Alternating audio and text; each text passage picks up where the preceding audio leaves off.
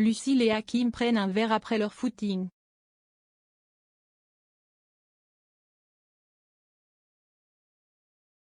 Alors qu'ils parlent de l'article publié par Lucille sur l'affaire de la Porsche, Hakim se plaint avec humour de ne pas avoir été cité.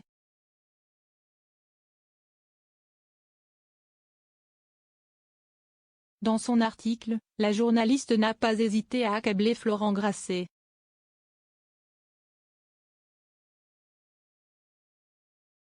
La jeune femme ne comprend pas pourquoi il continue à clamer l'innocence de Sarah Rosso et Sylvie Autran, alors que toutes les preuves sont contre elle.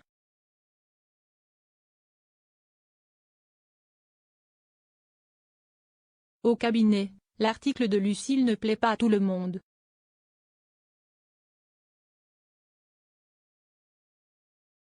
Johanna juge que l'article les fait passer pour des guignols et fait une mauvaise pub au cabinet pour leur première affaire.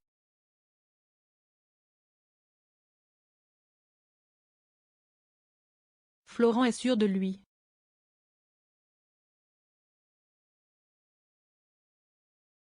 Il rassure Johanna et lui promet que la donne va changer.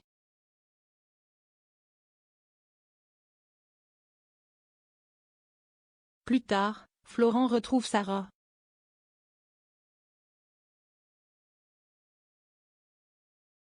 Il lui dit qu'il est convaincu de son innocence mais la somme de lui dire la vérité afin qu'il puisse la défendre au mieux.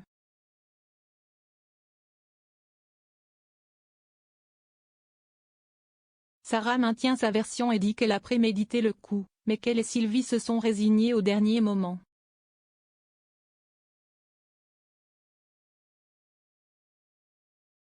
Sylvie a eu l'idée de trouver un acheteur au Paraguay où elles seraient parties toutes les deux afin de refaire leur vie.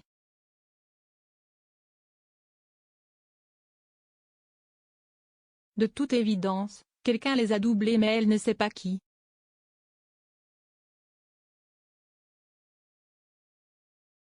La jeune femme finit par avouer qu'elle est secrètement amoureuse de Sylvie et qu'elle espère que leur relation puisse évoluer au Paraguay.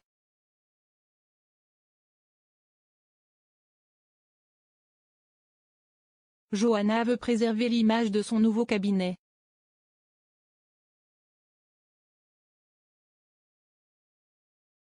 Elle appelle Guillaume, l'avocat de Marc Autran, et lui demande d'influencer son client à ne pas trop accabler sa femme.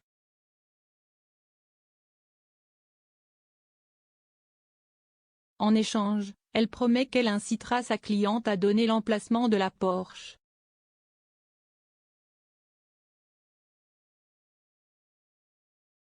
Guillaume veut bien essayer mais prévient Johanna que ce n'est pas gagné.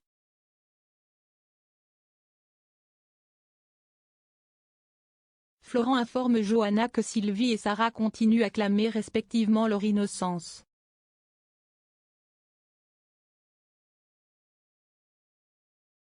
Les deux associés commencent à penser que Marc aurait pu les devancer et voler lui-même la voiture car si est celui qui a le mobile le plus valable.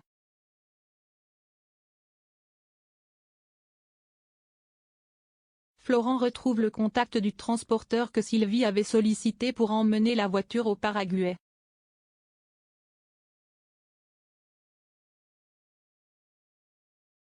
Florent, Margot et Johanna essaient de comprendre comment Marc a pu être au courant du coup que préparaient sa femme et son employé.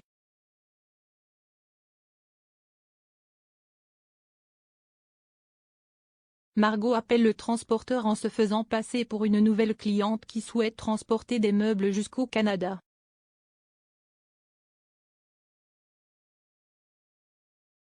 Elle lui fait croire qu'elle vient de la part de Marc Autran, qui lui a fait comprendre qu'elle aurait le droit à une petite remise car elle a un petit budget.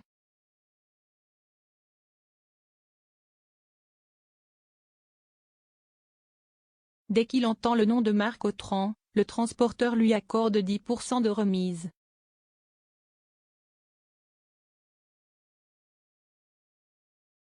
Cet appel confirme la thèse des trois collègues, Marc et le transporteur se connaissent bien.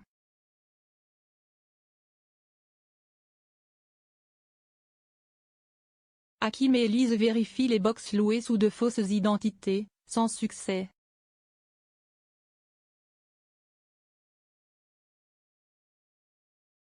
Hakim est désespéré et doute même que la voiture soit encore en France.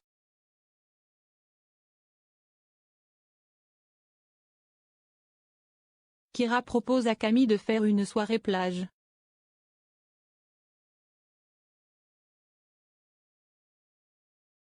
Camille décline l'invitation de Kira et lui explique qu'elle doit dîner avec sa mère et Serge.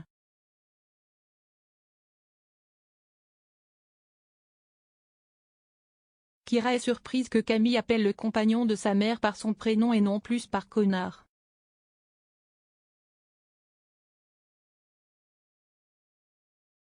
L'adolescente confie à son amie qu'elle trouve Serge plutôt agréable, même si ses affaires professionnelles lui semblent douteuses.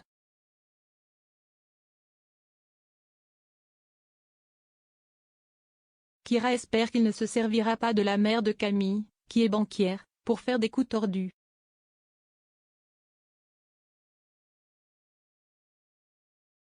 Plus tard, Camille et Levar se retrouvent seuls pour un verre de l'amitié.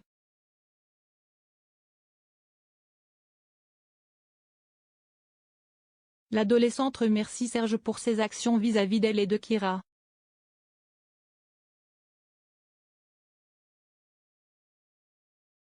Elle lui demande également de ne pas entraîner sa mère dans ses combines qu'elle trouve louches.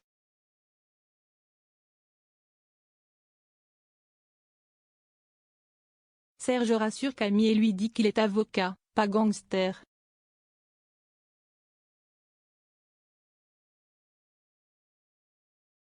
De plus, il refuse de mêler vie privée et travail.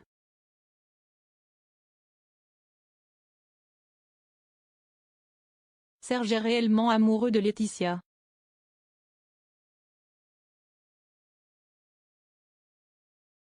Tous les trois se retrouvent au restaurant.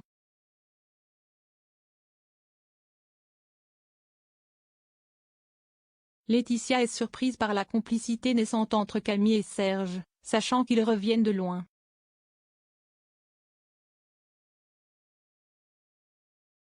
Le couple interroge Camille sur leur installation tous ensemble et elle répond sèchement et négativement.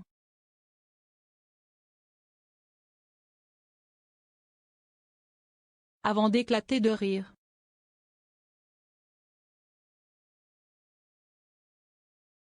Céline, Claire et Myriam se retrouvent sur les terres de Violette pour y disperser ses cendres.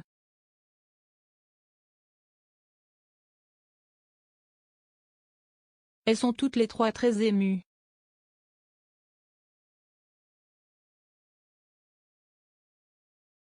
Après cette petite cérémonie, Myriam et Céline se retrouvent seules et crèvent l'abcès. Céline en veut énormément à Claire et Myriam qui lui ont provoqué la peur de sa vie suite à son agression.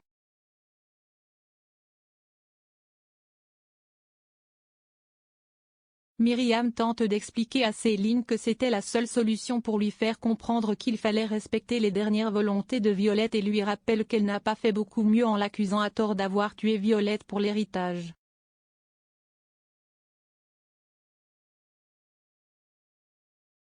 Myriam veut faire la paix avec Céline pour honorer la mémoire de Violette.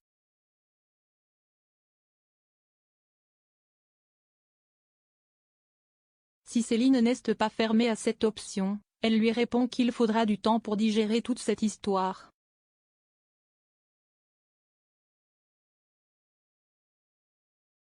Le soir, Myriam, Claire et Elisabeth se détendent au bord de la piscine.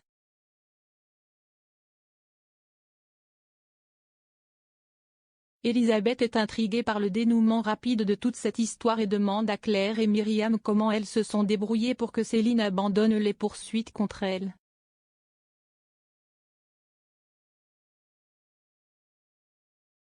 Les deux femmes refusent de dévoiler quoi que ce soit.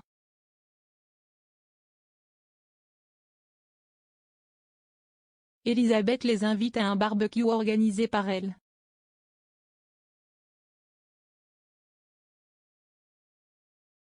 Officiellement le barbecue est organisé pour son départ en séminaire, mais en réalité, Elisabeth rejoint Julien et Arthur pour quelques semaines.